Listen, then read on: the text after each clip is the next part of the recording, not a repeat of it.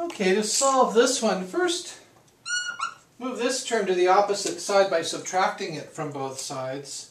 And you end up with 5x minus 6y squared minus 5x plus 6y squared equals 120.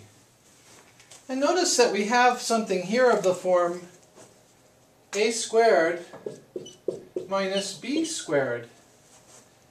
And so that we know equals a plus b times a minus b. So that's an interesting thing to apply to the left side of this equation, because then we have, this is a, 5x minus 6y is a, and we add b, b being this, 5x plus 6y, times 5x minus 6y, that's a, minus b. Minus b is minus the 5x plus 6y. Well, that equals 120. But don't despair, much cancels out, like this 6y's cancel out over here. And this is minus 5x minus 6y. So to get rid of the parentheses, having distributed this minus here, we then see that we end up with the 5x's canceling out.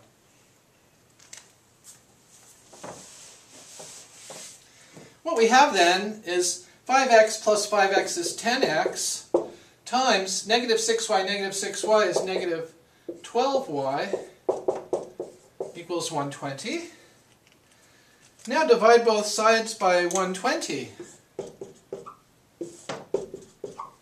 Since 10 times 12 is 120, we end up with negative x times y equals 1, or x times y equals negative 1.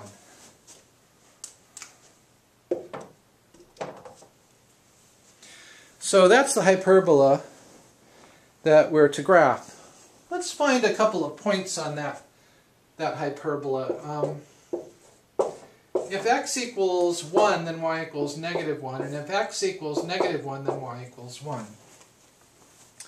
So now we can graph this thing.